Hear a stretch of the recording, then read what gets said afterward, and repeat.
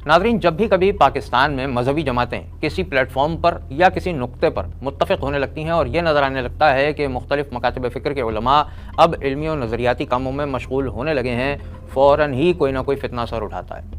अभी कुछ ही अरसा हुआ, चंद साल पहले की बात है कि जब मुल्क में तहफ़्फ़ुज़ ख़त्म नबूवत व नामूस रिसालत और सेकुलर निज़ाम के ख़िलाफ़ तमाम मकातिब फ़िक्र एक पेज पर आ चुके थे और अवाम में दीनी शऊर बेदार करने की जद्दोजहद कर रहे थे, जो कि एक लॉन्ग टर्म काम है और जिसका असर अवाम को फ़ौरी तौर पर दिखाई नहीं देता, मगर इल्मी हलक़ों में राय अम्मा हमवार होने लगी थी और उम्मत मक़सदियत इज्तिमाइयत के साथ बातिल के मुकाबले के लिए बहुत से प्लेटफॉर्म्स मुतहर्रिक हो रहे थे।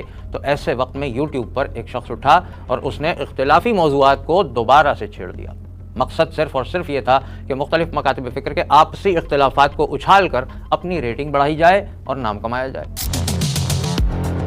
कुछ यही वारदात इस बार रमज़ान में हुई 2025 में, जब नेशनल लेवल पर तमाम मकातिब फ़िक्र बातिल क़वानीन के ख़िलाफ़ एक होने लगे और इंटरनेशनल लेवल पर हर मकतबा फ़िक्र की आवाम ने अपनी लीडरशिप के साथ फ़लस्तीन की आवाज़ में आवाज़ मिलाना शुरू की, तो एक नया तमाशा शुरू हो गया। इरशाद भट्टी नामी सहाफ़ी को रमज़ान में मजहबी रेटिंग लेने का शौक़ हुआ। उन्होंने भी रेटिंग के लिए इख्तिलाफ़ी मौज़ूआत का इंतखाब किया।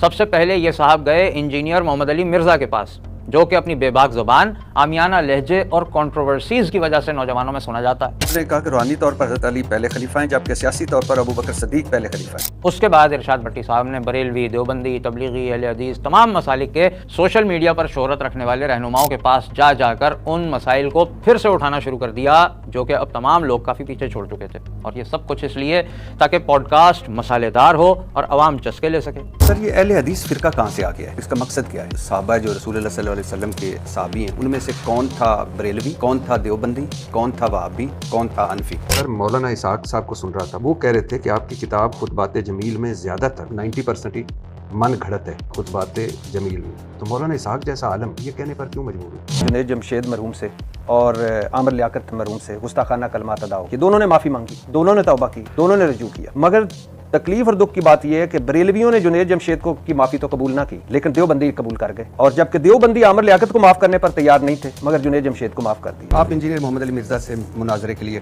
कराची से जेलम जा पहुंचे, वहाँ वीडियोस बनाई, अपनी जीत का खुद ऐलान किया और वापस कराची आ गए। इस्लाम का झंडा यकीनन बुलंद हो गया होगा। आपको बुनियादी इख्तिलाफ क्या है इंजीनियर मोहम्मद अली मिर्ज़ा साहब से? इंजीनियर मोहम्मद अली मिर्ज़ा कहते हैं कि मौलाना तारिक मसूद देवबंदियों के फ्रंट मैन है, देवबंदियों के गोल कीपर हैं, गलत अकीदे वाले इंसान है और मरने के बाद अल्लाह के पास नहीं अपने बुजुर्गान के पास जाने वाले इंसान है। आप इन साहब के चैनल पर देख लें जाकर, सिर्फ इमरान खान के इंटरव्यू के सिवा इनकी किसी और वीडियो पर 1 मिलियन व्यूज़ नहीं थे।